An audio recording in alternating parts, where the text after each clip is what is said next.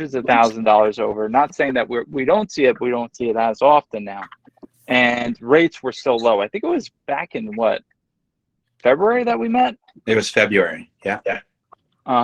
So it was a different time, but there was so much excitement because imagine in a competitive market where you just couldn't get your hands on it quick enough, on a house quick enough.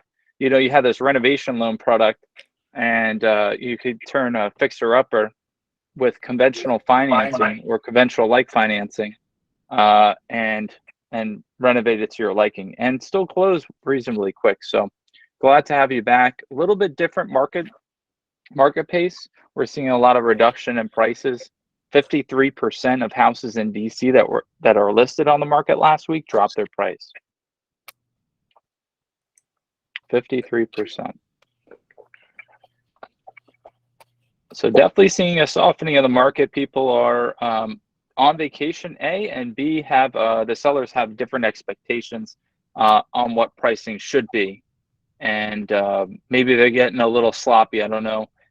Carlos or Jad might chime in, are getting a little sloppy on how they're presenting the properties. Maybe they could do a better job on the front end and getting these houses in better shape. So a little bit about us. We are passionate about wealth building, Carlos and I. We've been in business for a while. Carlos has been in the business, what, since the 90s? I've been investing since the 90s. I've been selling since about 2006.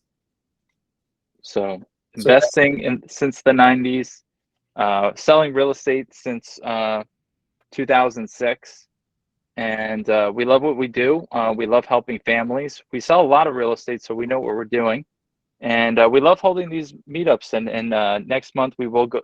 We were going to do this month, but we're going to do next month in person. So we're really excited about that. Anything to add, Carlos? I mean, nice of you to put my email there. I think your email is in there too. It should be in there, Nicholas at Garcia or Carlos. I mean, we're a two-headed beast. Nick and I hunt in packs, or at least as a dynamic duo. And we like to both list properties and help people hunt and shop for properties.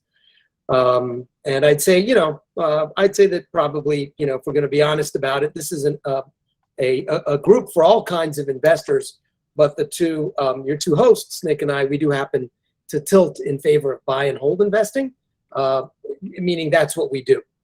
As realtors, we represent, condo developers, house flippers, buy and hold investors, you name it, all kinds. But in terms of what we personally like to do is we like to buy and hold.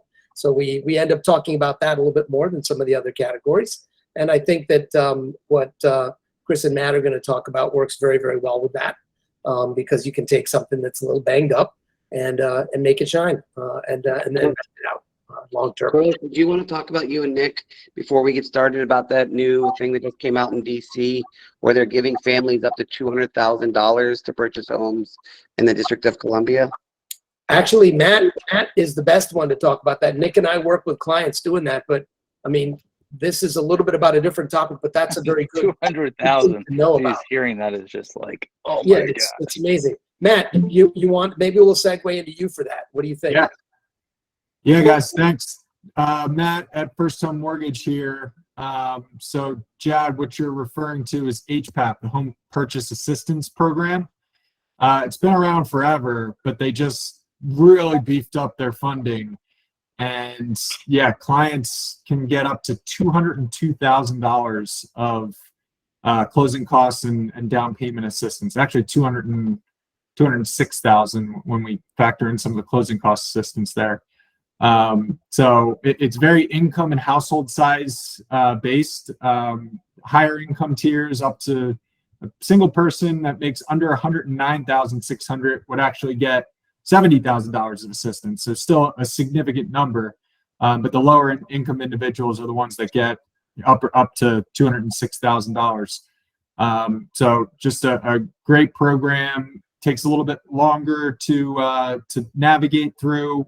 Usually ask for a 45-day close, but with how the market's turned, I've seen a big uptick in HPAP applications and transactions. And we have streamlined access to their underwriters, so it makes it a little bit more smooth working with us and HPAP because we know what we're doing.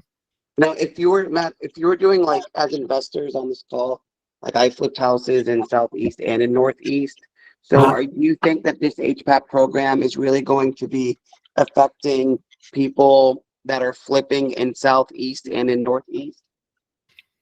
Yeah, I mean, it opens up a pool of buyers that, let's say we got a teacher that makes $45,000, $50,000, only qualifies for a $150,000 loan. Well, now they have this assistance, this extra $202,000 of assistance. So now that $150,000 purchasing power increases to $350,000. So, just opens up some new buyers for you guys, first time home buyers. It's not made for investment opportunities. It's truly made for first time home buyers looking to make it a primary residence, but really opens up some buyers. Matthew, but for investors, like right now in Southeast, if I know that people can get up to 200,000 to purchase a home, I would probably be more likely to want to flip a house in Southeast because now I know that there's a bigger pool of buyers. Correct? Yeah, completely agree. That's a very good point. I mean, we see how your mind works. So there you go, guys. Jad is here to represent certainly for people who are turning houses over. He has a great portfolio of buy and hold, but one of the many ways that Jad makes income, he's also like a busy litigating attorney, is that he buys, fixes, and then resells properties. I think you're mostly doing single family, Jad. You may have stepped away for a second, but I Yeah, no, I'm here. Yeah. Yeah, Sorry. I'm keeping it on my phone because I have to leave soon, or else I would be on my computer. So I wanted to keep this thing going. Yeah, I'm doing buy and hold, mostly single family homes, townhouses. I just bought one in Upper Marlboro. I'm buying one in Alexandria next week. I just sold one in Ellicott City. I'm putting another one under contract in Alexandria. DC is just really soft right now, at least from what I've seen in Northwest, and a little bit tough. So, and for everyone on this call, if you guys get a chance, type in Dale City on Redfin or Zillow and just see the amount of inventory over the price of $400,000. And the reason I'm just picking Dale City is just because I have a buddy who's flipping a house there, and it's crickets. I mean, he's begging agents to take this house off of his hands, and it's fully renovated. But just Dale City, which is off of I-95 next to Potomac Mills, there must be over 75 homes for sale over the price of $400,000. It's crazy the amount of inventory right now. I wonder what's going on over there. Well, There's a lot of places too, and this is typical, right, of the seasonality, but I think we're just so stunned because we're so used to things flying off the shelves. Nick, do you have a moment to pull up the July report? Just a quick market update before Matt and Chris really get into the nitty-gritty related to loans that can provide for renovation funds. That's really the focus of today's guests and what they're going to offer. But just generally, broadly speaking about the market, I was ranting and raving on a Zoom this morning with our team, with Nick and the team, because I've never seen in one report two numbers that seem to pull in opposite directions, and they really say a lot to me about where DC is. Do you see where it says at the top there that the number of closed sales, where you compare July of 2021 to 2022 in our metro area, is down 26.6%? Okay, so if I were to tell you that it was down half of that, say 13.3%, I'd be on the table screaming at you that this is a crazy difference, delta, from one July to the next. But it's twice that. So it's 2 times loco. It's bananas. Okay, that is a chunk missing from the July market. Okay, but the thing that is totally insane is not just that radical number standing by itself, but next to that, our metro area July to July as a whole appreciated 2.3%. And so, I love real estate. Real estate in DC, the DMV is like an old friend who never ceases to amaze me. And right now I'm like, look at you. Look at you. There you go, doing it again. Just blown my mind. We can take more than a quarter out of you and you can still keep values up. Come on. Are you a superhero, DMV real estate? How do you do that? Obviously, it relates to supply and demand, that notwithstanding the fact that there are so many fewer buyers who've been ready to do it in July. And I have reason, later we'll talk a little bit more about where we all think the market's headed. I'm actually quite optimistic about the way September could sort of develop into, let's not call it a perfect storm, but a pretty good one. But how do you do that? How do you remove nearly 27% of the buyers and values don't drop like a stone?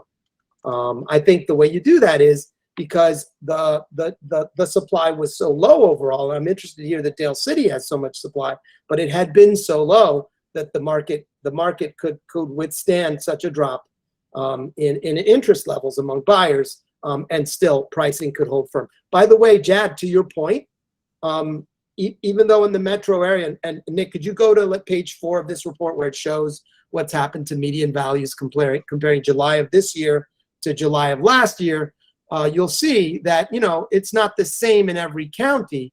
And at the bottom, DC Metro is up 2.3%, but the city, DC, is down 1%. So here we go. This is the typical pandemic real estate market where the suburbs are leading the way, not the city. Anyone who's been hanging out with me for the last 2 or 3 years knows that one of the things I've been going on and on and on and on and on about is the fact that, when you would look at charts like this in the past 20 years, and where there was a period of time where you saw median price growth, when you compared Washington, D.C. to D.C. Metro, Washington, D.C. would be higher. It would lead the pack, typically. But during the pandemic, it's been the suburbs leading the way and the city's sort of been behind. And my theory is that one of the reasons that the city has not appreciated as much, although it has, for this July to July, it's down 1%, but heretofore, it's, the past 24 months, it's been going up and away, but not as much as the suburbs, I think is because DC condos have really been sucking wind, right? And I think that they drag down DC overall. I don't know if anyone else has a view on that. And, down 1% when closings are down 26.6, isn't really, it's actually, even that is remarkable. But the up 2.3 that you see for Washington Metro against a decline of transaction volume of 26.6%, I'm gathering the bits and pieces of my mind because it's just been blown by that stat, that combo of stats. Some of these counties are really teeny, so it's hard to really put too much weight into them. Like Falls Church, there's a very, very little jurisdiction, whereas Fairfax is huge. So Falls Church being up 16.6, don't pay that too much attention. Interesting, Alexandria City is a little bigger than the city of Falls Church. It's also pretty small, but bigger than the city of Falls Church and down so much. I had no idea that they were sucking wind in Alexandria City like that, July to July. And interesting what Arlington's done. That's a serious number. Plus 12.4 in this market, in this economy. That's surprising to me.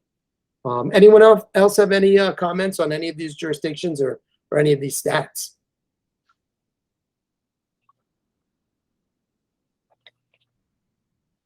Jad, you usually won't let me keep talking like this. Where'd you go? Sorry, I just got an offer on one of my houses. So I was on the phone with the agent. He's too I busy. apologize. I've only had 3 showings for this house out in Marshall, Virginia over the last 24 days. And man, the market is soft out in Fauquier County. It is really soft. I'm sure that brings you a lot of relief. Good for you, man. And then I had a house out in Stevens City, right outside Winchester. There was 3 comps for $450,000. I bought it for $230,000.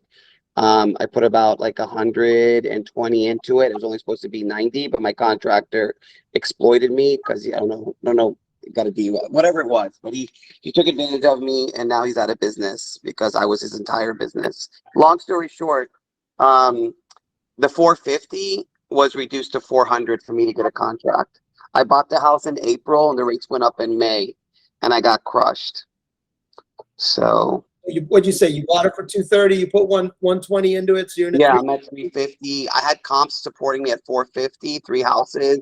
The rates went up. I bought it in April. Rates went up in May, so I got crushed. But I have a house in Ellicott City. If there's any flippers on here, I put a house on in Ellicott City. I got an all cash offer at 610,000.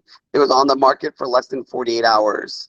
So that's what I'm trying to say. Like, if we're investors, we just we just have to be pickier with our zip codes. That's why I bought one in Upper Marlboro in a really busy neighborhood. I'm buying one in Alexandria next week on Wednesday, right off of Telegraph and Eisenhower. So there's still a lot of money to be made. But before you buy, just see how many houses are on the market in that zip code, and that will kind of tell you, whether you should flip or not. meaning if there are a lot, then don't. Yeah, like Dale City, like my one of my best friends is there. He's a Samson agent, so he's emailing Samson agents every week. He's okay with losing $12,000 on the house. He just doesn't want to lose any more. It's a beautiful home, completely renovated. But and then I have another friend. She has a house in Marshall, and it's conditioned upon them selling their house in Woodbridge, and they can't sell their house in Woodbridge. It's just crickets. Woodbridge is a really, really tough market. The lady, she's Spanish, and she's like, Jad, even Spanish people don't want to move to Woodbridge. And I'm like, why is that? And she's just like, well, the schools aren't great, really bad traffic. I was like, that's a really racist thing to say. But that's what she said. Well, it sounds like you are giving people guidance on what to look. Yeah, like, and all I'm saying, Carlos, is that if you're a flipper and you're on this call, like, I would just look at your zip code that you're buying from, because Ellicott City, Bel Air, Maryland, I have a house there. I'm making like 60 grand on it in less than it being on the market. It only took me 30 days to rehab. But I have a buddy who, like I said, in other zip codes, that like the Hiba Valley, Fort Hunt, you should see how many rehabs are sitting on the market now for over 4 months. I'll put it in the chat. I mean, beautiful homes. They bought them for 600. They have it listed for like 920.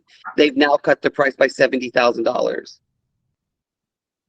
So, I mean, I guess the point is that is the market shifting? Yes, but there's still great zip codes where you can make money. Well, some of them are on the screen, Carlos. I think if you fold the two comments together, if you look at where the growth is and then combine it with the, up to the minute kind of approach that Jad's mentioning, I think that's where some key elements are. And you got to think about what's causing this impact in these counties. Why are some going down and why are some going up? It's not just inventory. It's also other factors of why people are buying there. Why are they more stable and why are some less stable? There's a lot of reasons, I think, behind each one of these cities that are on this chart. What are some of the that's a great comment. Do you want to introduce yourself, by the way? Oh, hey, that's great. Yeah, I'm John Clark. I am with Access Financial. I am a mortgage broker, and I deal in commercial and residential lending across. I do commercial lending in 50 states, and I'm licensed to lend on primary homes in 7 states. So I deal with a lot of markets, all of these markets that are on the screen, and many more. So I do have a little bit. I think the knowledge can be. We can be sometimes too narrow in our thinking. That helps for me that the perspective I get is a pretty broad one, and I look at a lot of, I call these pockets. There's little areas in certain markets that are stronger or weaker than others. If I was to take a quiz, I probably would have got almost, most of these right, just because I deal with them all the time. But I noticed when I came and met you, Carlos, that a lot of the people at that particular panel meeting were very DC focused. Yeah. Whereas I look at the DC metro area as DC. I call it all DC, but obviously it's not. But I mean, the metro area is, and then each pocket, like Alexandria dropping, is not a surprise to me. It can't seem to compete with Arlington. That's its number one competitor. The top 3 areas of Virginia all start with an A, but Alexandria has suffered the most because Arlington has done a better job at some other things, and then Ashburn and Loudoun County. Those are the top 3 places to buy a property in Virginia, and so they compete with one another for various reasons. But so anyway, there's a lot, we could go on for hours, I guess, about some of the differences. But one thing I would say is the nomadic move on the nation and in the globe is affecting a lot of these stats. And I think you'll see that continue. Oh, if we do this 6 months from now, these charts will even look probably drastically different. Well, I'm a real city guy, so I'm always curious what people are looking at. And I don't dislike the suburbs. I want to learn more about them. I do sell in the suburbs, but in terms of like investing, I don't there. Carlos, I have a good one. What do you, I know that you're looking for a place that doesn't have too much inventory, but what other characteristics do you like? Well, Carlos, can I just say something real quick before I forget? Because this has to do with South Dakota Avenue. This is right in your backyard. I had a listing there, and I got an all cash offer of over $1 million from a company called Bungalow. Have you and Nicholas heard of Bungalow? I mean, the type. You might want to Google it, Nicholas. So Bungalow's coming to DC. So you guys might want to reach out to them if you guys have houses. So basically, it's Airbnb, but for roommates. Oh. And so they're taking over. The lady called me. I mean, they put down a $50,000 EMD, and they can close in less than 2 weeks. And they were going to use the home on South Dakota Avenue to rent out individual rooms to people, from all across the country. So if you could take a look at this, just wanted to point that out before I forgot. Bungalow.com. Can I mention another one that's like that, Jad? Is Cortado. These are two young guys who are trying to roll up some money for short-term housing.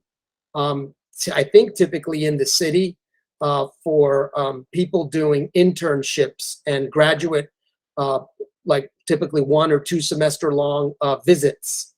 And so their contacts are with universities and the departments that deal with housing in universities and need to place students. Typically the student wants a very Washington experience.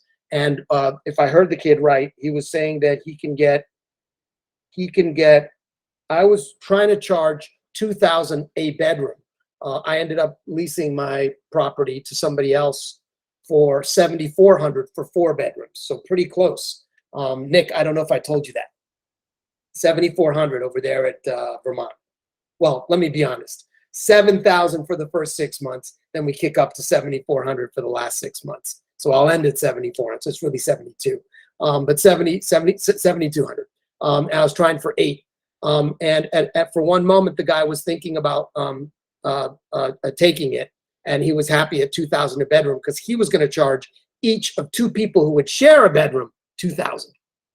He was convinced he could do that, but he learned that the unrelated, more than 5 or 6 unrelated in a single home was going to create a problem for him, and so he's got to go down to 3-bedroom houses until he irons that out. But it's called Cortado for short stays. So I think a similar concept, just a slightly different demographic, Chad. These guys can justify paying a rent that is surprising to a typical 12-month lease landlord. I just wanted to share that with you guys, you and Nicholas, in case you guys have properties that are sitting, just to reach out, bungalow.com, and I can give you their contact. But I mean, she called me like, yeah, she's like, I'll give you $1.5 million cash, 50,000 EMD, 2-week close. I mean, these guys are coming in strong. I'm taking notes here. So that's actually exactly what I was talking about too, Carlos, is the idea that the nomadic movement around the world, and specifically America, is already changing and drastically going to continue to change and impact the market, right? So those short-term stays, that's what I mean by nomadic. They might stay a month to 6 months. They might rent rooms to roommates. Maybe it's for travel, maybe it's for other reasons, could be for business. You mentioned schooling. I know some big church organizations. There's all kinds of organizations who bring in either executives or leaders or students or travel. There's all these reasons why there's short-term stays. And if interested, I have some data I can send you from third-party sources that kind of talk about it. I think you and I talked when we met in person, that DC is actually at the top, one of the top growing destinations in America for short term. But yet you had mentioned to me, there's a clampdown locally from zoning and the ability to do it too. So it's like the need is growing, but yet it's getting harder to do. So what that does is it pushes you across the river where they can go and get a property and do a short-term rental and still get access to DC because DC is restricting it and other places aren't. Does that make sense? That's right. Yeah. Unless you're going to be super entrepreneurial about where you live. And Nick, correct me if I'm wrong, but I think like if you bought a 4-unit, you could live in a unit and Airbnb the heck out of the other 3. I Yeah. think DC is still going to let you do that. That's what I was told Yeah. too. Yep. Mhm. Well, and you know, Katie's not in her head. Katie's with a universal title. Katie, Glad do to you want have to you with introduce us. Yeah, I you can buy a 4-unit, live in one, Airbnb the rest of them. Under 5 units, you can qualify for a homestead deduction, and DC has tied the homestead deduction to the ability to rent Airbnb. So that's still one of those plays, I think, for a really entrepreneurial person to live in one of their 4 units and rent the rest, either short term or long term. And if they're creative about it, I bet they could even Airbnb their own unit for a limited amount of days. I'm not sure. Like, because I know some people just Airbnb their homes when they go on vacation, say. Right? No, I mean, if you're creative, you can do almost anything, right? Right. Yeah.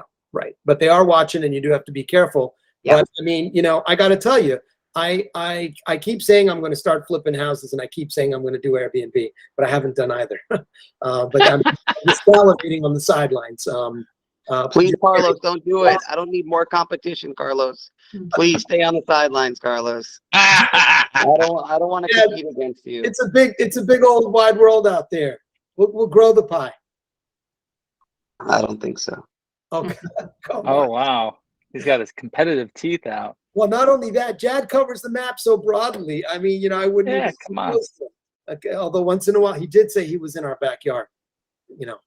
So we got to keep our eye on Jad. Matt, this has been a little bit freewheeling.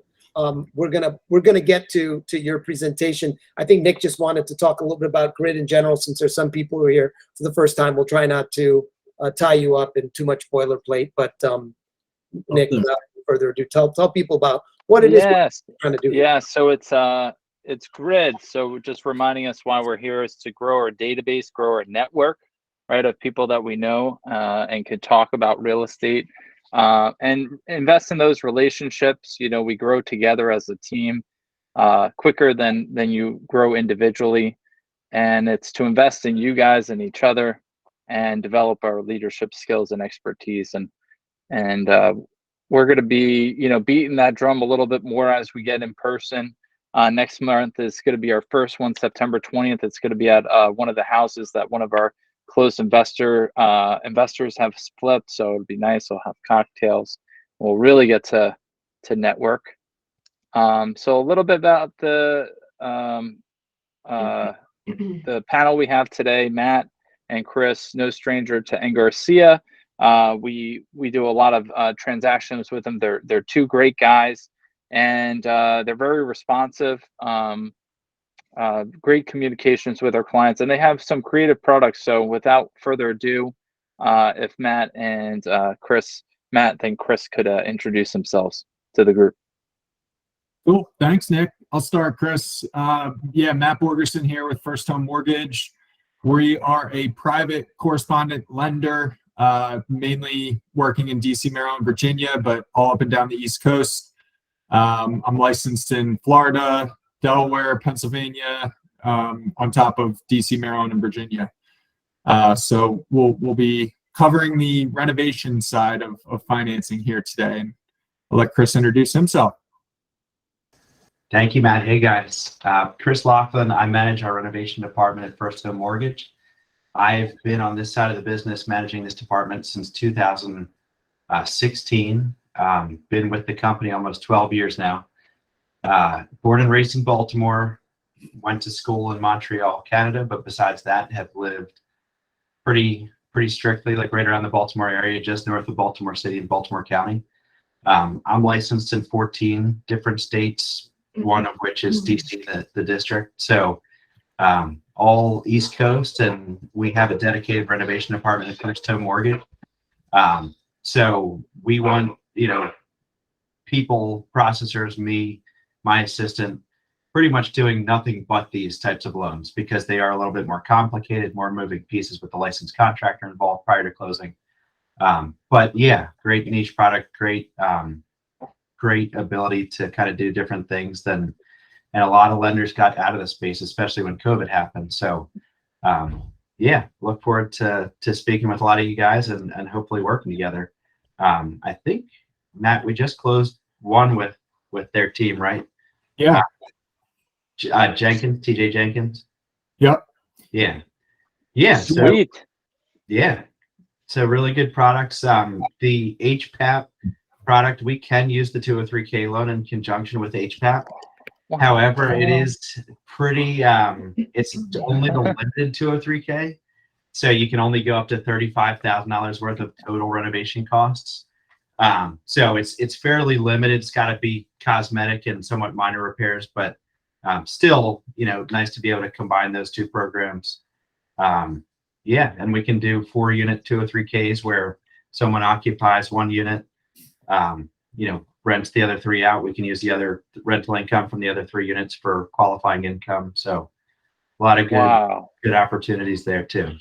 And real quick, I just wanted to emphasize that we kept this Chris's department, renovation department, alive and thriving throughout the pandemic, where a lot of our competitors got out of that space. So it just kind of shows you how strong Chris is and how strong his department is that we were able to keep offering that product. Thanks, Matt. Yeah. I mean, the last 2.5 years almost have been amazing. So hope we can keep it rolling. Wow. So if anybody, HPAP again, $200,000 up to that. Chris, can you use those funds to fix something that, let's say, is HPAP required to fix before closing, and they could waive it because you're doing a 203K? Let's say like tile cracked or mold in the basement. Yeah, if there's minor repairs needed where it won't pass an FHA appraisal inspection, because Matt, correct me if I'm wrong, is HPAP just FHA? No, it's conventional too, but they require an inspection themselves. So any repairs listed on that inspection need to get addressed prior to closing. So that's a great point, Nick. If that ever happens, even if we didn't start as a renovation loan, it's an opportunity to save a deal to flip it to a renovate that kind of limited streamlined renovation loan in conjunction with HPAP. Yeah, I know. So HPAP doesn't allow, we do conventional renovation loans at First Home Mortgage, which operate almost identically to the 203K. I know HPAP doesn't allow conventional renovation, so we'd have to switch it to FHA 203K if it did need repairs. But yeah, you can do mold remediation, really anything that's not structural. And up to typically, so 35,000 is the max for the total renovation amount, which includes either a 10 or 15% contingency reserve. There's like a title update fee, just minor fees. So usually we're capped around like 30,000 or so for the contractor's bid. But as long as the bid is 29 or 30,000 or less, and there's nothing structural, then we can do an FHA 203K limited. They can identify those repairs. We get a bid from a contractor prior to closing. We can close without those things being done, and then the contractor does them after closing.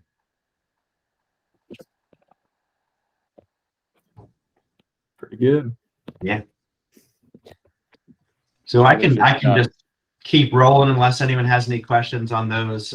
So we do purchases, we do refinances, but a renovation loan for anyone that out there that has not done one allows you to finance the cost of the renovations in with either the purchase or refinance of a current mortgage. And it's one loan, it's one mortgage. It's not like a construction to permanent loan where it's interest only during the renovation period or construction period and then converts.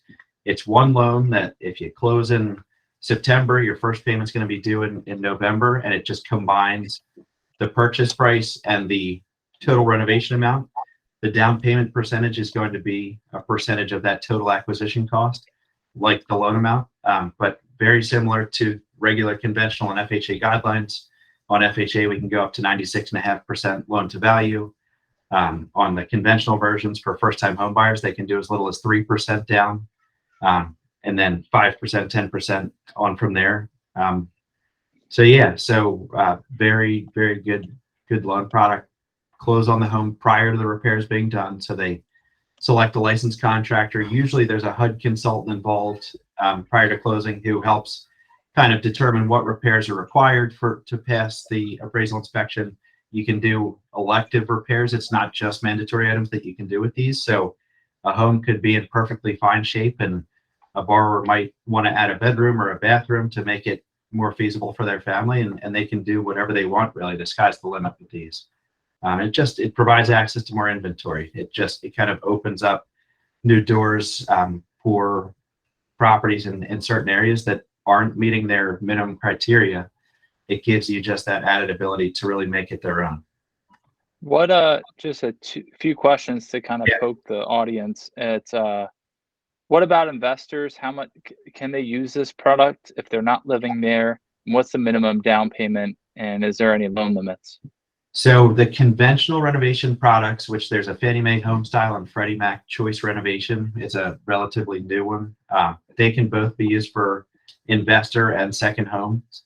I will say right now, with where pricing is having come up, it's sometimes tough to do the investment properties just because there's a rule called ATRQM, or it's the ability to repay qualified mortgage, and there's a certain points and fees threshold that we cannot exceed. And with pricing, so minimum down payment required for an investment property is 15% of that total acquisition cost. At 15%, usually pricing in most cases right now isn't really feasible. But we can't charge enough basically to make it worth our while, and we can't charge, if we charge too much, we can't do the loan. So usually right now you have to get to like 25% down before pricing gets in kind of a doable area. Worth the investment for both sides, right? Exactly. Is that, Chris, is that 25% of the combined total of the purchase price and the renovation? It is, yes. Yeah, 25%, 75% loan to value or less. Yeah, so bottom line is I'm not in the market yet again, but I will be in the market again soon. And that'll mean that I'm going to have to put 25% down, probably maybe 20 on a property, but I'll be incentivized by the rate to put 25. But if I find something beat up, I can leverage. Exactly. Okay, that's very interesting. I wish maybe I wish I'd done that a little bit more in the past, because I'm a little more tied up in some properties that are cash flowing better than they need to be with equity tied in there. Yeah. Because I put the 25 down and then I kept on spending and spending and spending to renovate right. money into it, and it's stuck in the house now. Yeah, right. Yeah. There for the future. Yeah. There you go. Yeah, and hopefully as the market normalizes as far as rates and whatnot, 20%, even 15% it should eventually become doable again. It's just we're still in a volatile market right now and a lack of liquidity in the secondary market. When we're doing one of these renovations as the client, and it's a substantial renovation, not one of the streamlined ones, but couple $100,000, say, or more. Is there are you doing draws and milestones? How does it work? How do you get from one leg of the journey to the next to completion? Yeah, so the contractor's paid in draws post-closing. On the conventional versions, we are allowed to release some of the material costs up front to the contractor. Typically, we don't do that if we don't have to. So the contractor, in most cases, has to have a little startup capital to get the job started. And usually FHA requires a maximum of 5 draws throughout the process. That's our rule on the conventional too, but we've got a little bit more flexibility if it's a big project and they need a little, 1 or 2 extra draws to keep the job going. But we really leave the draw schedule and the manner in which they complete the work and up to the contractor and the consultant, but primarily the contractor, to determine when they are ready to be paid for a portion of the work that's completed. So how it works is, and ideally they break that up somewhat equally amongst those 5 draws so that they don't do 4 smaller draws and then leave, a massive draw till the end and then they're struggling to complete it. But once the contractor has done a portion of the work, they get the HUD consultant back there. So the HUD consultant, just to backtrack a little bit, their role in this whole process is kind of twofold. So they go out prior to closing, do an initial inspection. They'll determine mandatory items that have to be done. The borrower will tell them wish list items that they want to do in addition to those. And the HUD consultant helps them prepare what's called a specification of repairs report.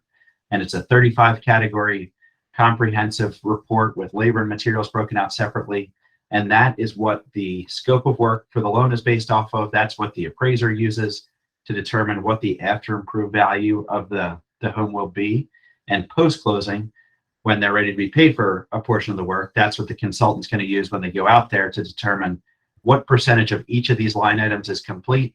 And they submit a draw request to our draw administrator on our team, which we handle that whole draw process in-house too, which is a little bit non-standard and honestly really huge because we used to farm that out and I know other lenders that do. It just can really lead to a lot of issues. So they submit it to our draw administrator and then we pay the contractor. And it's usually either a dual party check to both the contractor and the borrower. So the borrower has to sign off on that check to basically say they're good with the contractor being paid for what they've completed to that point. Or on the conventional versions, we now have the ability to do ACH or wire transfers directly to the contractor as long as the borrower signs like a consent form beforehand.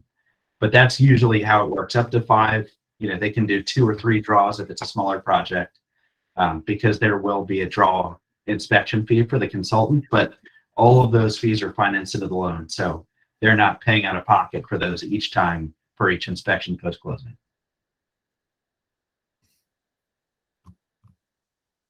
Thank you. Typically, if there's 5 draws, you're going to make the dollar amount per milestone 20%, or can you play with that? Ideally, I mean, that's how it works out, but yeah, it's completely, it never works out perfectly. So we leave it up to the contractor, honestly. And our draw administrators, we've got two ladies on the back end. They do a really good job of making sure they're staying on track to complete the job within the required time frame. And also sometimes they will deny certain draw requests if it's too small and they're clearly not on track to be able to finish. So they're kind of the gatekeeper on the back end, but are they doing site visits? The HUD consultant does the site visits. They do, yeah. Got it. They do the draw inspections. They'll do compliance checks if nothing's really going on. We haven't heard for a while. But yeah, so 15%, 25%, if it's the first draw and they just need some cash flow, they can do 10% of the project. And one thing I don't think that we realtors do a good enough job of selling about this is that renovating can be scary to people. I remember way back in the day when SunTrust was SunTrust, I did a construction perm loan back in the 90s, and having all of these experienced people around me, and the bank obviously cares about the asset as they should, which is what I cared about. It's my house, I didn't want to mess up. It was like having 4 or 5 uncles and aunts around me, giving me very helpful guidance. And then I got to be friends with in that case, it was an appraiser.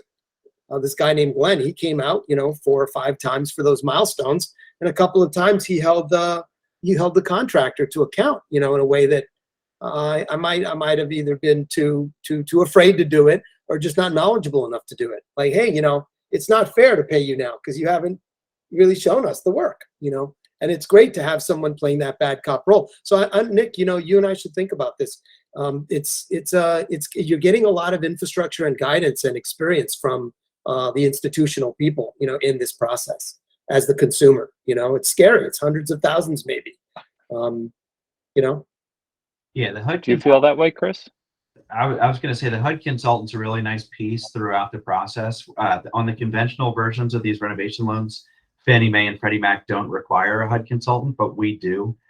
They are required on the 203K versions. We just think above 35,000, we think that for the minor cost it is to the borrower, which is financed into the loan and equates to, not a whole lot of money per month in their monthly payment.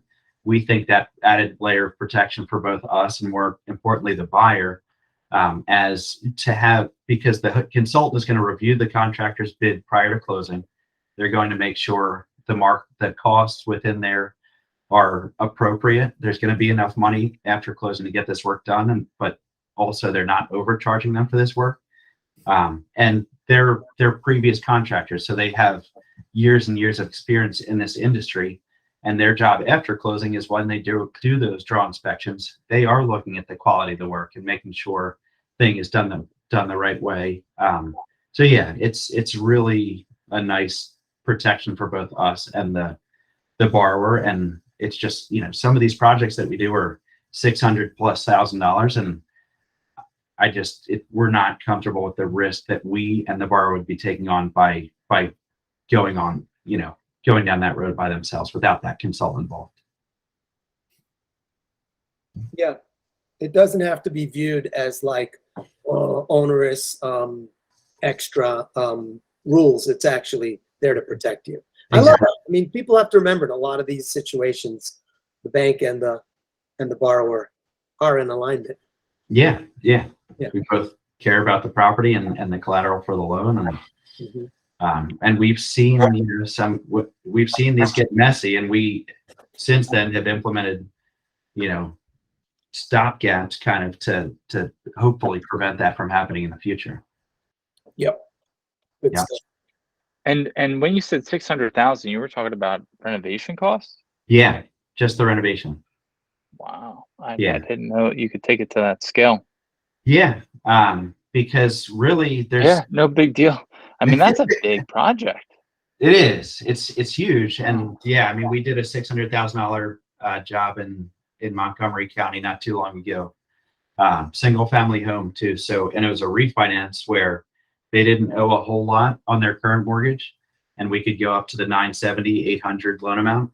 And the only restriction on the conventional versions, as far as the renovation amount, is the total renovation costs, including the contingency reserve and everything else, cannot exceed 75% of the after improved appraised value. So as long as the after improved value is, justifies that 75% figure, and they qualify for the loan amount, there's no limit. And on 203K, despite being capped at the county limits, there is no max for the renovation amount.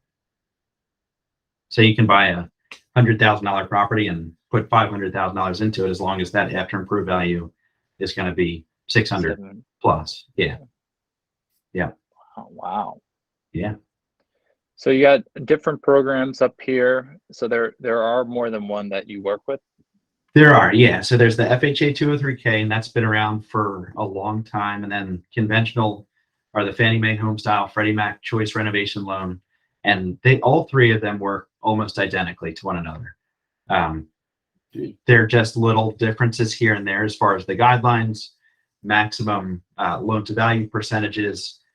With multi-unit properties, usually borrowers are going to go FHA 203K because you can go up to 96.5% financing 1, 2, 3, or 4 units, where with the conventional versions, 1 unit, if you're a first-time home buyer, it's 97% max loan to value. If you're not a first-time home buyer, it's 95%.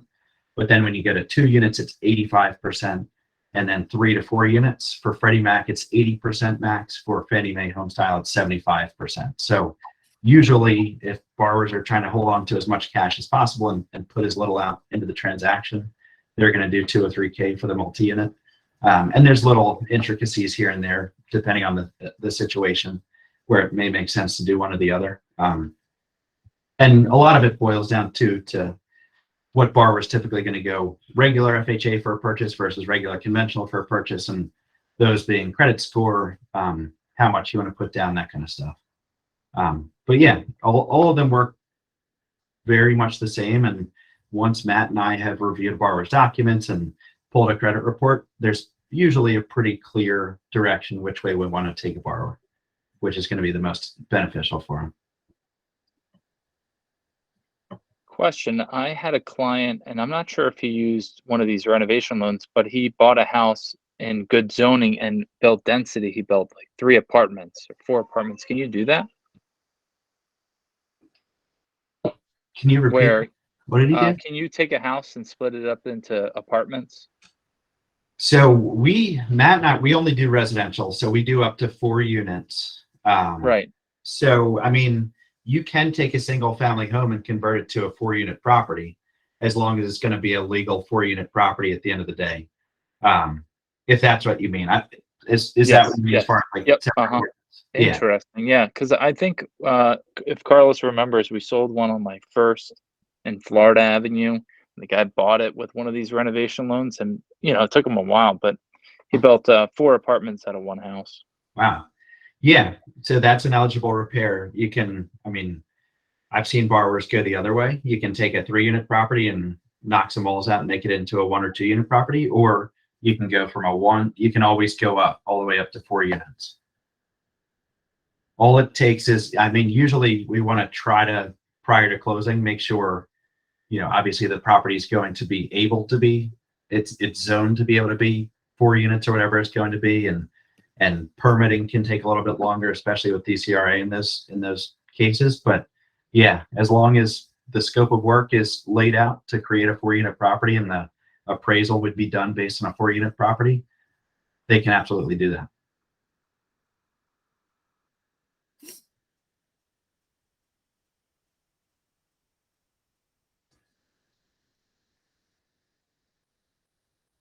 Can you see it? Oh, sorry. Look at Yeah. this thing. What do we Yeah. look at? So Carlos and I sold this to a young guy, and he did a renovation loan, and it took him 2 years, but he built 2 floors, and I think it's 4 apartments. Wow. Look at that thing. Yeah, Anyway, that's the one that had the barber shop in the basement. yeah. So I wonder, do we remember what he spent? Did he buy the house for about 700? 700, yeah. Yeah, and then I wonder what he put into it. He was pretty. Probably 700. Mhm. Probably 600, 700. We should invite him to join us. Yeah. I know. Remember his name, but I could look it up. I don't think we did that loan, but if you know the name, I'd remember it. Yeah, no, he Wow. wasn't the person we knew very well. He sort of Yeah. came out of the, not out of our friend base. Yeah. He approached us because I think it was my listing, right, Nick? Yeah. Oh, that was, what's his name? Your buddy. Martin. Yeah, Martin. Martin never Good old should have Martin. sold it. Martin never should have sold it. Wow. Yeah, Look at that thing. yeah, it's amazing. It doesn't look, You it could- looks like it's been that way, right? Yeah. Mhm. Oh, Lawrence has a question. What are the rules for the contractor? What qualifications are needed? Funny enough, I think Lawrence's contractor for his house did renovation loans. He was one of the preferred for FHA, but is that the same for conventional, or what is the rules around contractors? So we pretty much have the same rules for all of them, and I've got a list. It's pretty basic stuff. It's home improvement license in either DC or Maryland, wherever the subject property is located. Liability insurance with the borrower and property address listed as their certificate holder. Workers' comp, if they carry it. If not, just a letter on their letterhead stating why they're not required to. If it was built prior to 1978, they need to carry an EPA lead certification or have a subcontractor that has one. And that's really the bulk of it. And then we get them to do a contractor resume through DocuSign, which is pretty basic stuff. And then we just get 3 references, and we have to reach out to 2 of them and get a hold of 2 of them just to make sure, very basic questions. Would they recommend them? Were they timely? Were they on budget? That kind of stuff. But it's pretty standard documentation that most contractors carry. And if as long as they can provide that stuff, they can be the contractor of choice on a renovation loan. FHA doesn't have like a set list of approved contractors. We kind of keep a database of ones that we've approved in the past, but anyone can do it as long as they can provide that stuff. Oh, I didn't know that. Yeah. Just can't be family, right, Chris? Correct. Thank you, Matt. Can't Yeah. be my Uncle Joe. Yeah. The borrower cannot do the work themselves. They can't be related to the contractor, and they can't be employed by the contractor, so they can't be an Oh employee. man. I know. Nuts. I think the biggest rationale behind those rules is that in the event we close, you can't change the loan amount after closing, and God forbid something were to happen to the contractor, and it's usually a family member or someone's gonna provide a pretty significant discount. So it's our responsibility to find another contractor that would do it for the same cost, which is usually going to be impossible in those situations. But yeah, thank you, Matt. Good point. That makes sense. Yeah.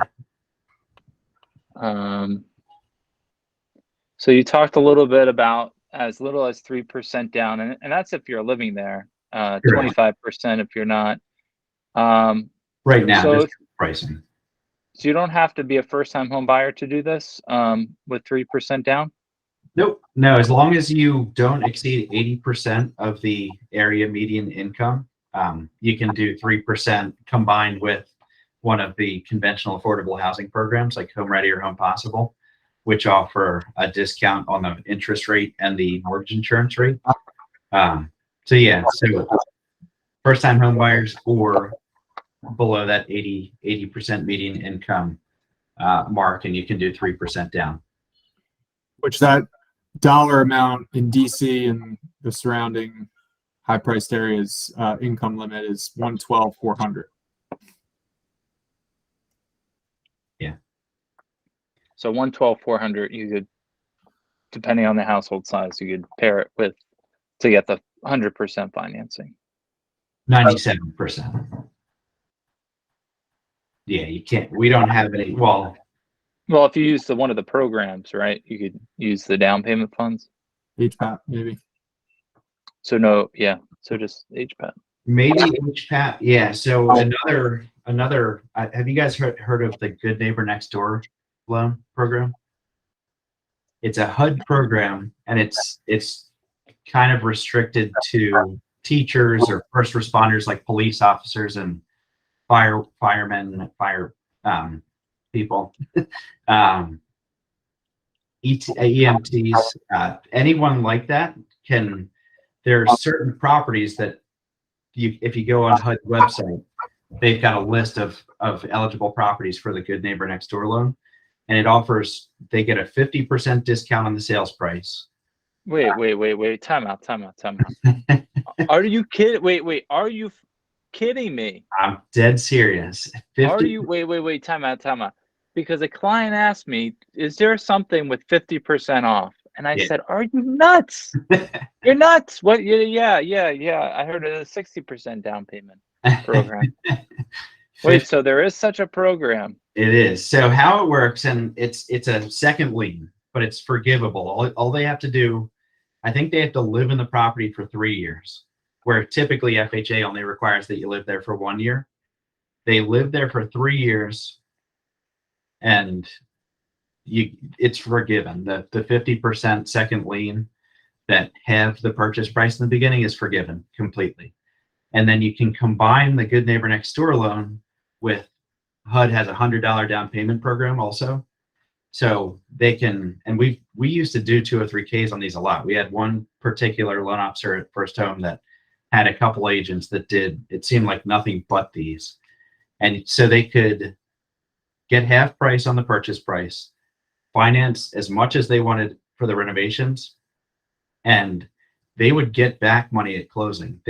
There's an earnest money deposit still owed. So let's say that's $2,000. They could get back up to $1,900 at closing.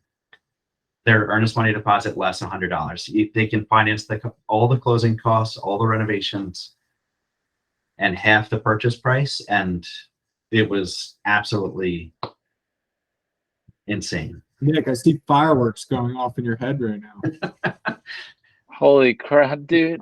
I know. This is just blowing my mind in And I terms of think the what inventory stupid was things people relatively say, low. and they're true. I think, yeah. So, I mean, I don't know if there are only 7 Good Neighbor Next Door properties available right now. I mean, we've done a bunch of them in DC, a lot of them in Baltimore City, Baltimore County. And I don't know, they used to have more inventory, so I think that's part of the reason we don't do as many of them these days. But it was just a wild deal. So only certain houses are in this program?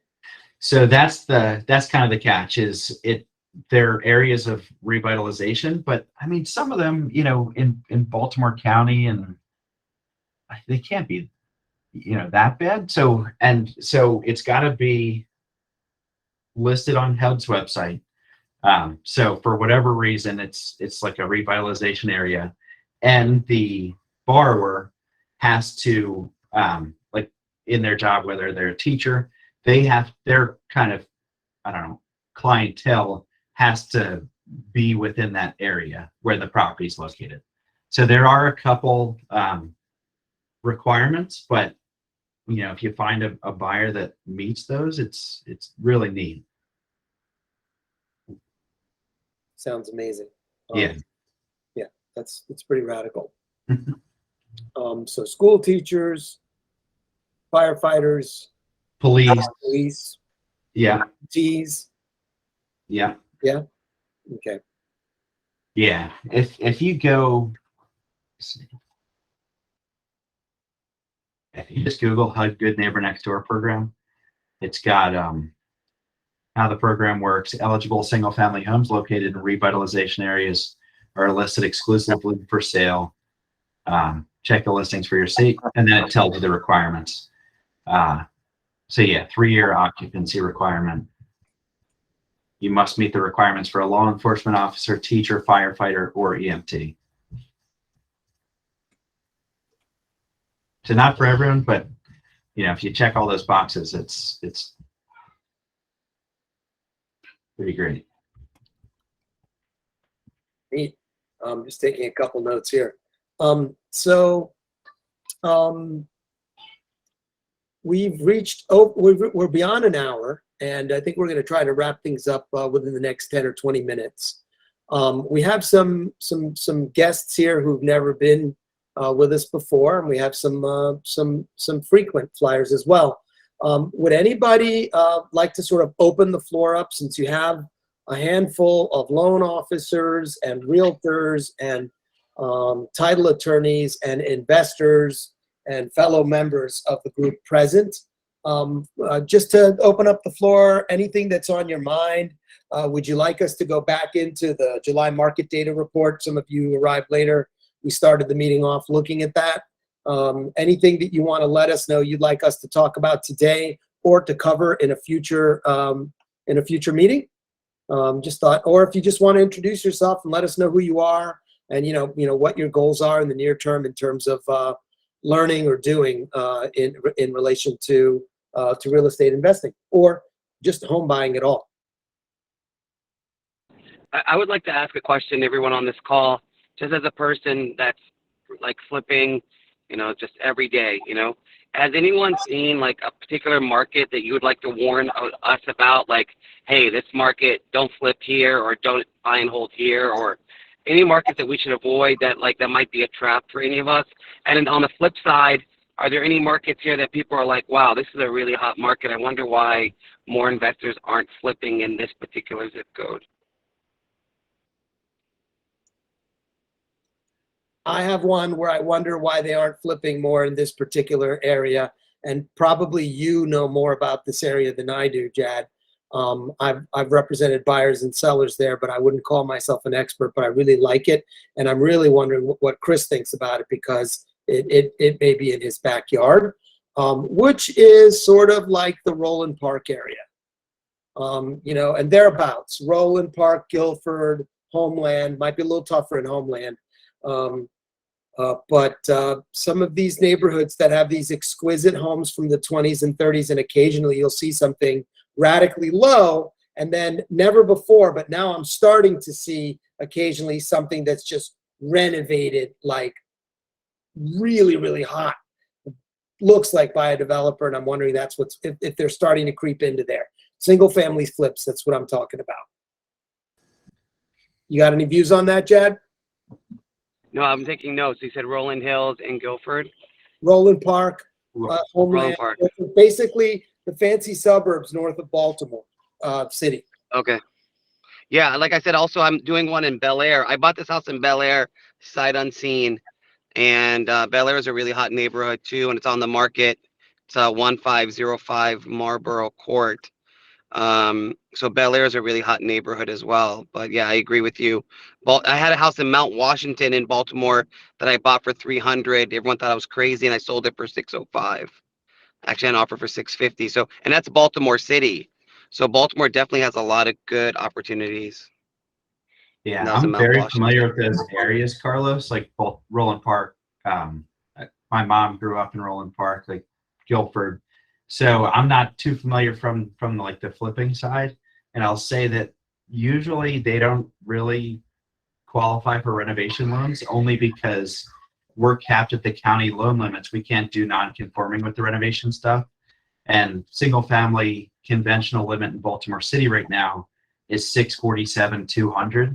So usually the purchase price of the property is going to be at, or above that to begin with. So it really, unless you're, putting 25% down or something that would make sense, because renovation loans also have slightly higher interest rates than regular loans. So with the people that have the money to buy that, usually it's not going to make sense to do a renovation loan where you're rolling the cost of the renovations in, because we're already above the loan limit that we can go up to, if that makes sense.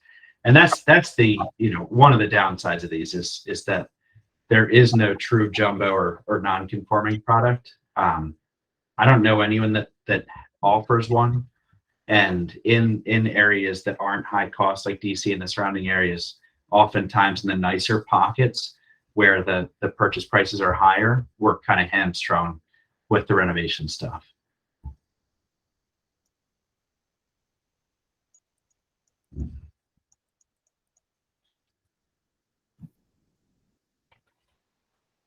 Yeah, I'm actually right now, I'm in the MLS looking at where the pricing is in some of these areas. Also, it seems like Temple Hills, District Heights has fallen off a cliff. Has anyone else noticed that? Capitol Heights, District Heights, Temple Hills. I mean, that market has become extremely soft. People that had houses that could sell for PG, 400,000, PG. now they're, but not all of PG though. Bowie's still hot, Upper Marlboro's still hot, but Capitol Heights, District Heights, Temple Hills, lots of inventory there, and a lot of flippers are getting stuck with their houses out in those zip codes. If anyone has anything else on that. I hadn't noticed that yet, but Nick, our activity is down there a little bit, right? We're not doing Yeah, much. I mean, I look in those areas and it's just tons of stuff. Mhm. The reno loan we just did with Lance on your guys' team was in Brentwood. But that's over on the DC side. Yeah. Yep. DC? No, in Maryland. Maryland, Brentwood. Oh, was it? Oh, okay. Across the line. Yep. Mm-hmm. Yeah, Brentwood's okay. Yeah. Jad, I don't know what to say about that. I'm gonna have to look into that a little bit more. Why that's the case.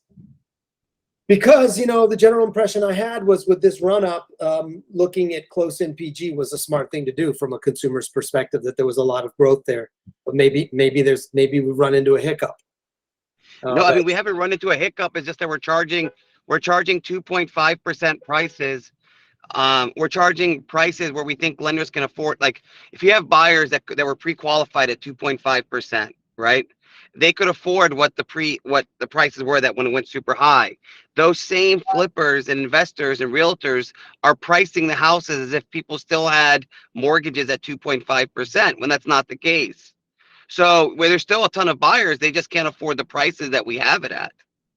We just need to come back and, say, what can people afford at 5%? It's kind of like when you go to Nordstrom, when you have the semi-annual sale like they did 2 weeks ago, that place is packed because it's 30% off of everything. But once the sale is over, go back the following weekend and it's not as busy. I really equate the mortgage to the same thing. Let me ask the lenders something. You're triggering a question which has been on my mind. I feel like, in some market shifts in the past, the higher prices were really slowing down first. But I feel like that's sort of not happening now.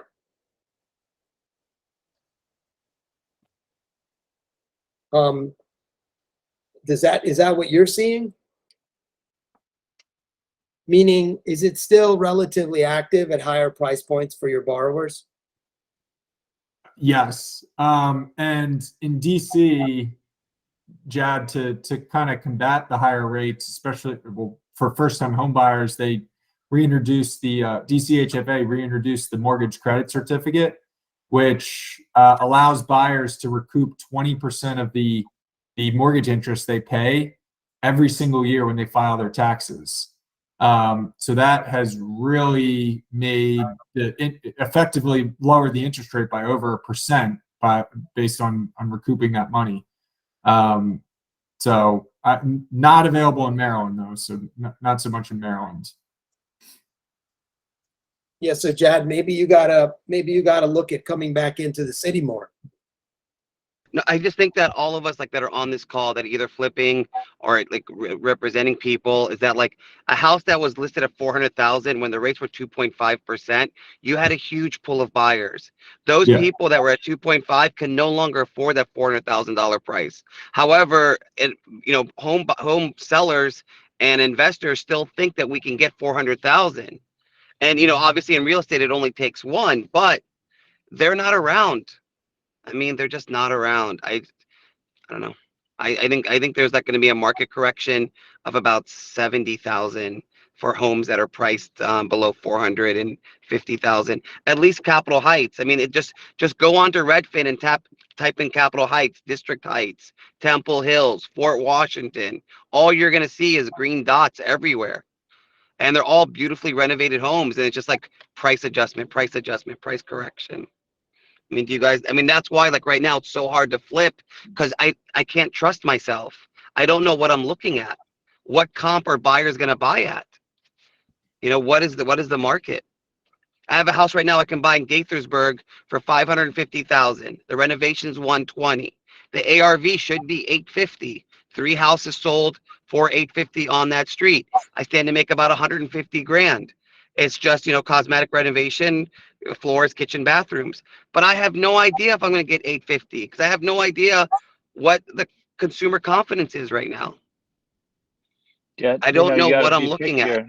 Yeah, for flippers, I mean, it's a short-term game, so you got to be a lot more diligent up front because it's a product that you're selling. We're just selling home ownership, or we're selling the rent. So there's rent increases. For buy hold investors, that's great. But since you're so focused on the short term, usually you want to focus on areas the beat of the market. Like, do I flip in Trinidad or Rosedale or Hill East? What part of Capitol Hill is best to flip in? All right, but Nicholas, taking that right now we're in August 2022. Let's say Trinidad. I flipped the house in Trinidad. Okay. The person that bought the house in Trinidad didn't even have a bathroom on the middle floor, and they still bought it because they had like a 3% interest rate. All right. I sold it for $800,000. Right. My point is, if I had that same house on the market today, I never would get 800,000 for that house. I just wouldn't. But That you buyer would, wouldn't be able to yeah. afford it. That's right. Yeah, people are getting pickier. You got to do a better job. You got to up the ante with your renovation. Spend more or spend wiser. But Yeah, where are those buyers? Do we still have those same buyers? Is it a smaller buyer pool? Are people that can afford $1 million at 2.5, are they going to humble themselves and now look at houses that are 800? Or are they just going to say fuck it and just continue to rent because they can no longer afford that luxury place that they thought they could afford at 2.5% for $1 million? Well, I think the ARM products are a little bit easier in those price points, but as you mentioned, the $400,000-$500,000 price points, they're a little bit more susceptible to rate changes. yeah. Well, and Jad, I think people have a short-term memory. So once the 2.5-3% interest rate is far enough in the rear view, a lot of these buyers won't remember that. So it might just be a hard time right now, but maybe next year that turns again when rates have consistently been in the high 4s, 5s, 5.5%. But Jad, you need to hear also but you need to hear the thing about price point. I know some developers who right now are going up the ladder, and or they'll say something like, certain of my costs. I talked to one guy, and he said that his material costs, he said, I don't care what they're saying about this 8% inflation. My material costs are up 30%. That's what he told me. John Rosenwasser, it's the developer of the house down the street that we're listing, okay? Just down on Colorado, for 2.395 or 2.295, I think. And what he said is, what I'm doing is I'm lifting my game on my finishes, as expensive as things are, but I'm also going to only start executing in higher level neighborhoods because I'm not going to drop my standard, but I can't afford to spend that money in these other neighborhoods that I was flipping in earlier. So two things. He's actually, it's a counter kind of intuitive idea that in the face of what appears to be greater risk, he's going up the price ladder. But part of what's embedded in his thinking, whether he realizes it or not, is what Nick just said, which is that it's easier for the higher income families to deal with this rate shift. So first of all, some of this is discretionary, and they can exercise their discretion to spend more on housing. But then the other part is that people like Matt and Chris can tinker with the rate for these more expensive rates and just get more done. Plus, these people maybe have more money to spend on points. You might want to look at going up the ladder. I don't know. That may be too many clicks away from where you're used to flipping houses, but it's worth studying the question. Part of the reason why I'm flat-footed in responding to what you're dealing with is that my personal client base often ends up being a little bit more expensive than those price points. So I don't see it as much, but I know it's happening. And it's really, really hard for certain households where there isn't that. No, I mean, no, go ahead. No, that's it. No, I have a good friend that has a house right now in Chantilly, $1 million+ house. She priced it right. She's had 30 showings in 2 days. So I'm going to take your advice. I'm just going to try to focus on houses that are $800,000 plus in, really expensive zip codes, because I have a bigger pool of buyers, and just look for houses in that end. I think you're absolutely right. I think trying to put nice finishes in houses is not going to work anymore in 500,000 or below. It's just, they're not going to. It's tough. They're impacted the most. I mean, just running the numbers with Matt could show you, unfortunately, your purchasing power has been reduced. It's just a fact. It's a plain fact that it's sensitive, and people are picky. People are picky. That's my second thing. So if they are spending the money, they want to make sure they're getting the best of what they could buy. Yeah, and this may be obvious, but the clients that I talk to that are looking up closer to the $1 million plus range are a heck of a lot less rate sensitive than those looking in the 3, 4, 5, even 600,000 price points, which basically I think it just attributes to what their income level is.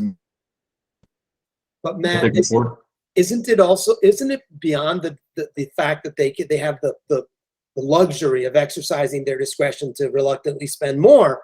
But isn't it also, though, that you guys are offering better rates at the higher loan amounts, and these guys are maybe more likely to find themselves spending to buy down the rate? Isn't it also on the loan side too? It's not just what the household's flexibility due to their good fortune. Yeah, and the ability to pay those points to get the lower rate that gets that monthly payment to a comfortable number. Like Jad, I don't know if you know this, but in the last within the last couple of weeks, maybe month, the effectiveness of spending points to buy down your rate has doubled, or even more in some cases. Meaning, correct me if I'm wrong, Matt, it used to cost you a point to drop your rate 0.25.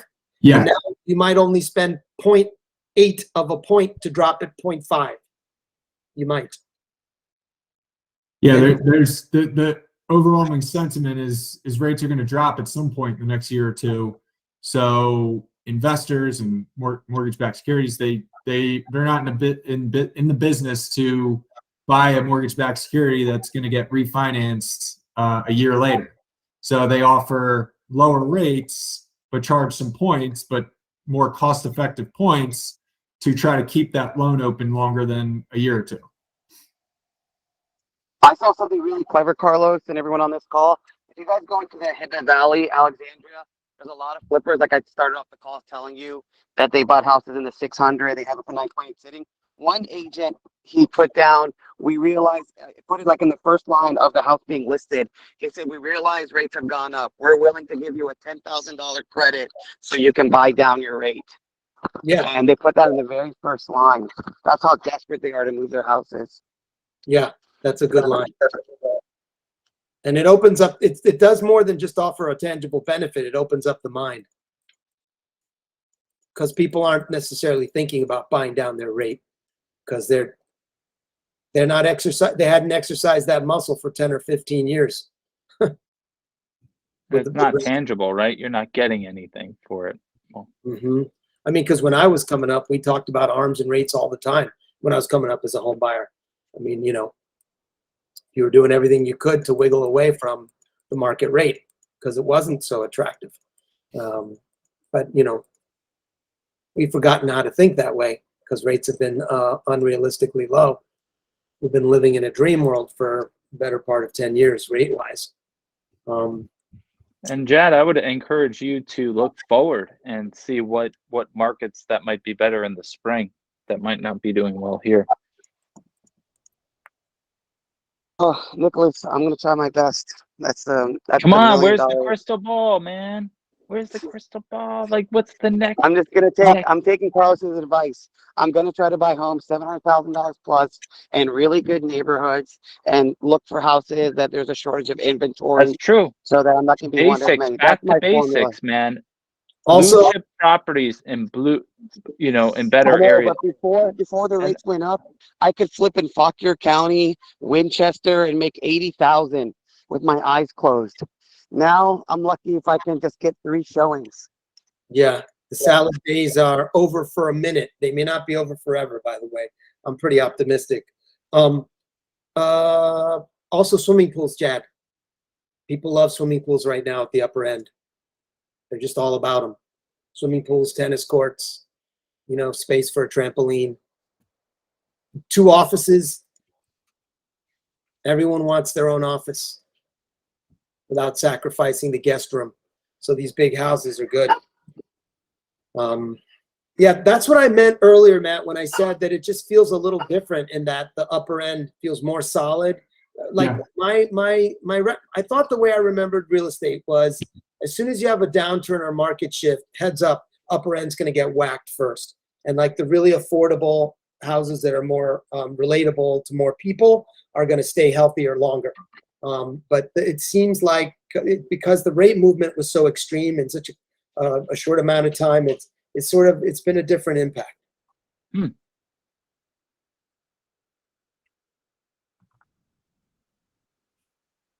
Anybody else have anything they want to bring up before we wind it down? next month is in person on the 20th. Sorry, on the on the 20th. So make sure you join there. Where to find the money, how to find you. So we're actually going to be doing a case study and more of a networking opportunity. I don't know, Katie, if you could save the date, 9/20.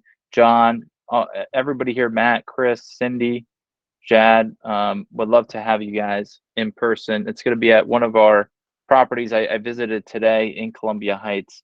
So a good time to network and share some contact information. Carlos and I are going to be putting out content to kind of bring in people to these in-person meetings. So look forward to that as well. There'll be refreshments, which is nice. It's a little different, like we used to do back when people met up for these things. So 9/20. Thank you, Carlos and Nicholas, for hosting. hopefully next month I'll have some more optimistic news for you guys. And Right. hopefully I will sold the houses that I have. And if you guys have anything close to Nicholas that you guys don't want to buy and hold and actually want someone to make money for a change, since we are living in a capitalistic society, please feel free to reach out to me. All right, Jed. Good luck with that offer you got. Yeah, and thank you. I need it. Take care, guys. All right, bye. Anything else before we wind it down? My only question maybe to you guys on the real estate side is, we've been doing this a long time. If we think back before the pandemic, wasn't August, kind of summertime, was a little bit slower, and then things pick up after Labor Day? Yeah. Yes, that's Yeah. true. That's true. And but this July, that slowdown 26.6% was, that was a wow, that was something. But yes, it's true. These are the dog days of summer. Everyone's sort of mentally or literally at the beach. And everyone's got the flip-flops on and it's just taking it easy. So yeah, 100%. In terms of the fall, a picture that I'm starting to see is the potential of growing consensus that the economy has started to at least cool down a little bit from being overheated. That certain things that are very, very important and on people's minds start to cost a little less. Certainly, we've seen that with gasoline, which is a real something we feel in our belly because we see signs for it everywhere we go, and many of us drive and have to gas up, so we face that very big expense. I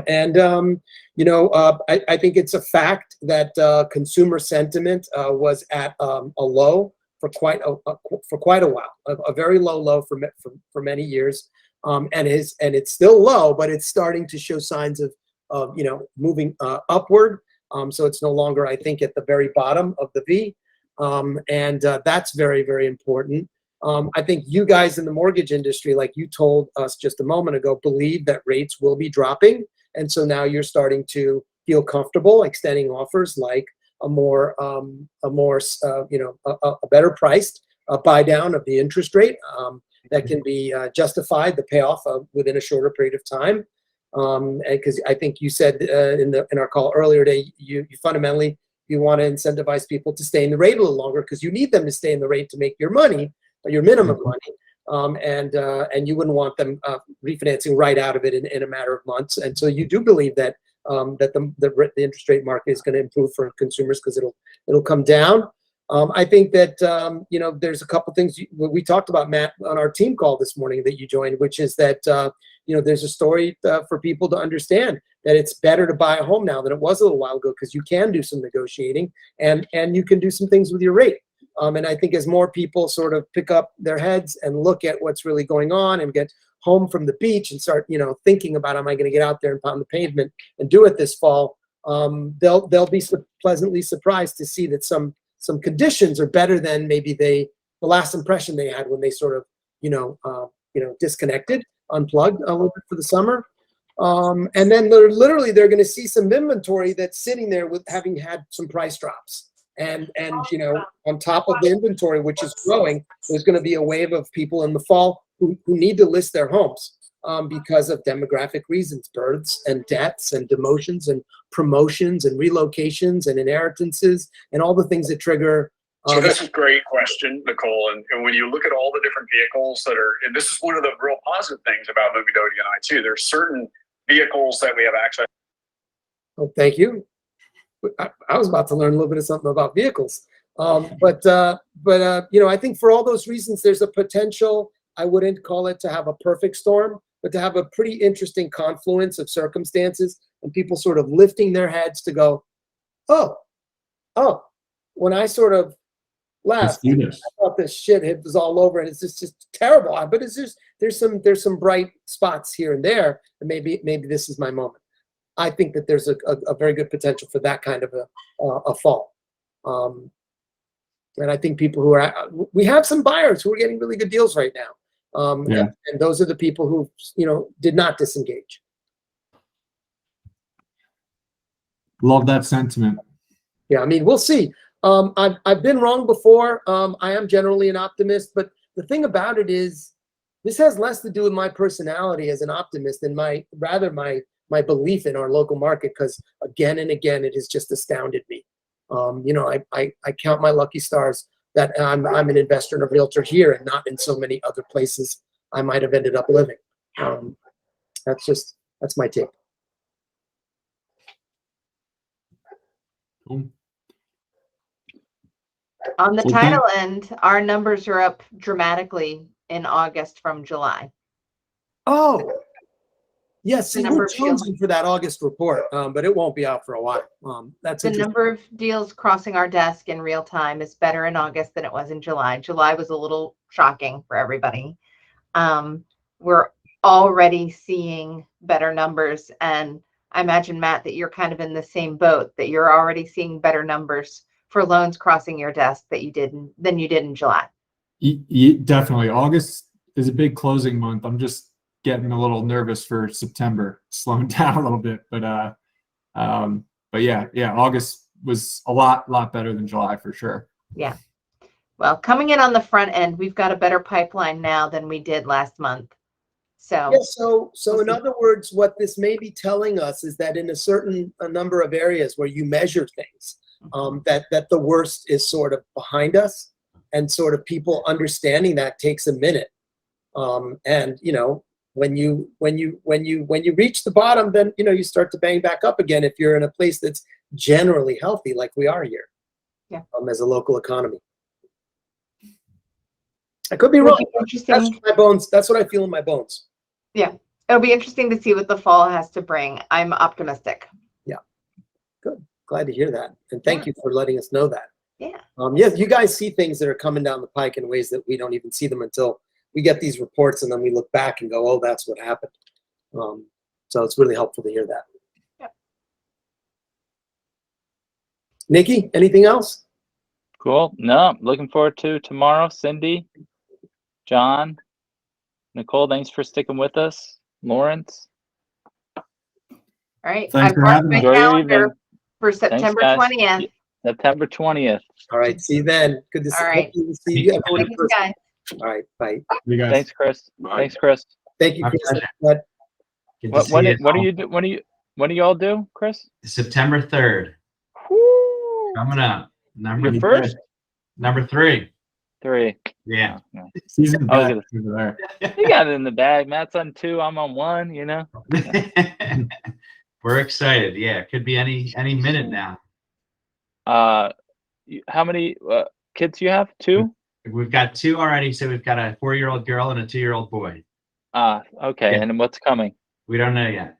Ooh, so you're keeping this one a surprise. Was it always a We, surprise? we kept everyone a surprise. All 3 of Wow. them. Yeah. Jeez, man, how can It's- you do that? It's tough. It really is, but it's worth it. Did you think so? Yeah. Absolutely. I mean, that's the most exciting single moment, being in that delivery room and seeing it come out, and I announce it to the everyone, to my wife and everyone. It's like there's no single bigger moment of anticipation and excitement I've ever experienced. Wow. Yeah, It's really cool. it's very tough to hold out. I mean, we've been in ultrasounds recently, like, should we find out? But we've held strong. Wow, man. So, We yeah, debated that. I'll let you- Matt found out already. yeah. He's doing the same thing. Boy, girl, Yep. right? Yeah, I went girl, boy, but yeah, one of each. Alright. So yeah, this one we'll take whichever, hopefully healthy. Yeah. But yeah, very excited. Which one was easier, the girl or the boy? Which part? Like, Just the beginning. honestly, they've both been like as easy as we possibly could have hoped. They have their moments, but they've both been like great sleepers from the start. We did like the sleep training at like 4 months, and both of them pretty much have slept like 12 hours a night, like clockwork. We've been kind of from that standpoint. You better like give all that love to Matt for a Yeah. second one. He I- needs it. Sending positive vibes Matt's way. Yeah.